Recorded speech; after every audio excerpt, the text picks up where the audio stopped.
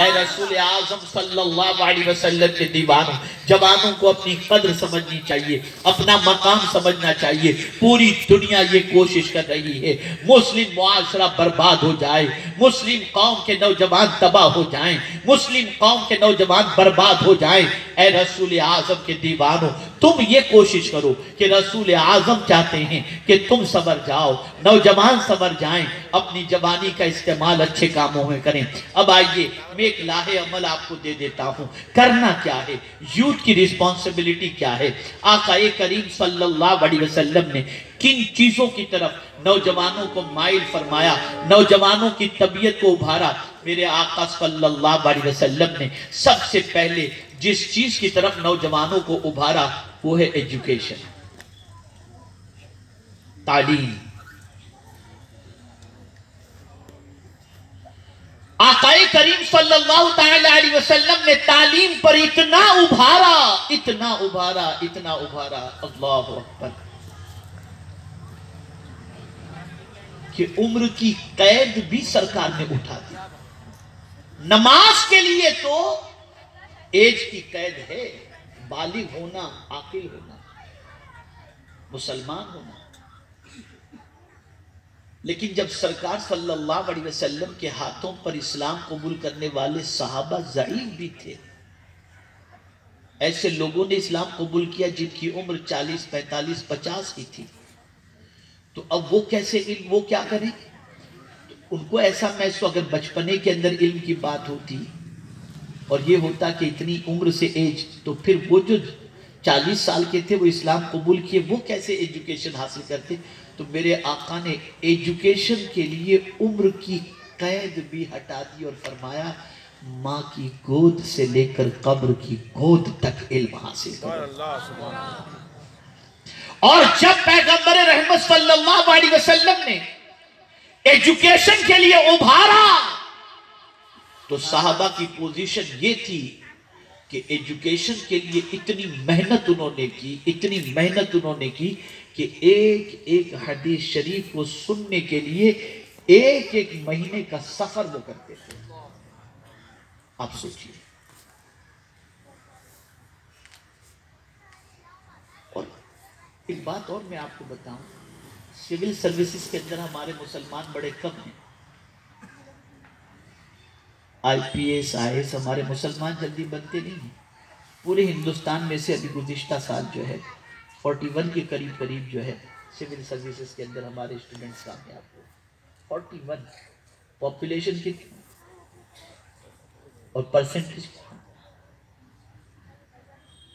میرا اس پر ایک لیکچر ہوا، لیکچر سے مراد یہ ہے کہ ڈسکشن کی محفل کے اندر ہم موجود تھے۔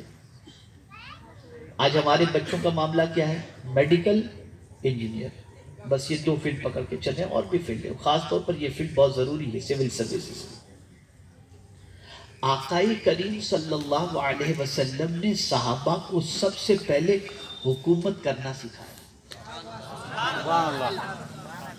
یہ آئی پی ایس اور آئی ایس کی تعلیم حضور نے پہلے دی۔ یہی وجہ ہے کہ پیغمبر رحمت صلی اللہ علیہ وسلم کا وصال ہوا، اسلام بکھرا نہیں، صدیق اکبر نے اٹھا لیا اسلام کو، فاروق اعظم نے اٹھایا، عثمان غنی نے اٹھایا، مولا علی نے اٹھایا۔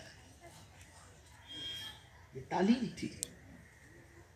کتنی کم مدت میں کتنے ہیرے سرکار نے تراشے۔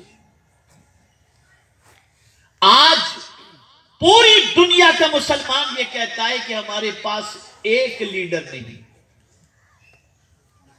1.5 ارب کے قریب پوری دنیا کا مسلمان ہو کر ایک لیڈر تلاش کر رہا ہے کہ ہمارا کوئی لیڈر نہیں۔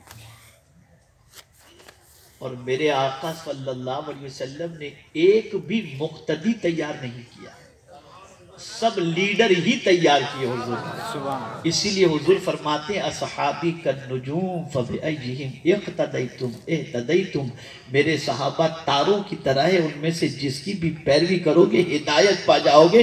یعنی جتنے صحابہ تھے سب لیڈر تھے، سب مقتدا تھے، سب پیشوا تھے۔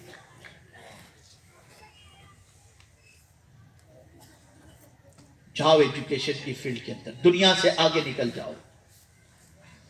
دنیا کو ایجوکیشن میں پیچھے چھوڑ دو، دینی تعلیم میں بھی آگے بڑھو، دنیاوی تعلیم میں بھی آگے بڑھو، اور دنیا کو بتا دو کہ مسلمان جاہل نہیں ہوتا، مسلمان ایجوکیٹڈ ہوتا ہے۔ جب تک کہ تعلیم آپ کے ہاتھ میں نہیں ہوگی پیروں تلے روندے جائیں گے، جب تک تعلیم کے پیچھے آپ محنت نہیں کریں گے آپ زمانے کے اندر سرخرو نہیں ہو سکتے۔ یاد رکھیں، اللہ نے اگر کسی کو سرمایہ عطا کیا ہے تو سرمایہ سے آپ اپنی عمارت بھلے بنا لیں، لیکن اس بات کو یاد رکھیں وہ سرمایہ سب سے قیمتی ہے جس سرمایہ سے قوم کو اٹھایا جاتا ہو۔ بزنس ضروری ہے، ایجوکیشن ضروری ہے، آپ کو اللہ نے عقل عطا فرمائی ہے دولت کمانے کے لیے، خوب کماؤ، خوب بزنس کرو، لیکن دولت کا استعمال عیش قدوں کی تعمیر کے اندر نہیں، امت کی تعمیر کے اندر خرچ کرو۔ دانشگاہیں تعمیر کرو، عبادت گاہیں تعمیر کرو، پڑھاؤ اپنے بچوں کو، گلی گلی کوچوں کے اندر مدارس، ٹیوشن کلاسز یہ سب قائم کرو، اچھی تنخواہ دو مدرس کو تاکہ بچہ اچھا بن کر کے نکلے۔ یہ نہیں کہ آپ اتنی تنخواہ دو کہ نمک کے برابر تنخواہ دو اور امید رکھو کہ ہائیلی کوالیفائڈ آپ کا بچہ نہیں ہو سکتا۔ گائے کو گھاس نہیں کھلائیں گے تو گائے دودھ بھی نہیں دے گی۔ مجھے یاد ہے میرے استاد کا ایک قول، بہت ابتدائی دنوں کی بات میں آپ کو بتا رہا ہوں۔ ایک زمین تھی، وہ ادارے کے لیے لینی تھی، اتفاق سے اس زمین کے 4 پارٹنر تھے، 3 پارٹنروں نے کہا کہ ہماری طرف سے ہم یہ زمین ادارے کے لیے دے رہے ہیں۔ ایک شخص نے کہا کہ نہیں مجھے تو رقم چاہیے۔ بہرحال تینوں نے کہا کہ ہم اس کو راضی کر لیں گے، آپ فکر نہیں کریں۔ تو میں نے میرے استاد سے گزارش کی کہ حضرت دعا فرمائیں، زمین تو مل جائے گی، میں ادارہ اچھا بنا لوں۔ بڑا تاریخی جملہ تھا ان کا۔ ارشاد فرماتے ہیں مولانا بڑی عمارت بنانے سے بہتر ہے بڑے انسان بناؤ،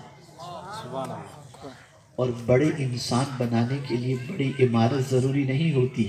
صدیق اکبر نے صفہ پر بیٹھ کر کے وہ مقام حاصل کیا جو کوئی حاصل نہیں کر سکتا ہے۔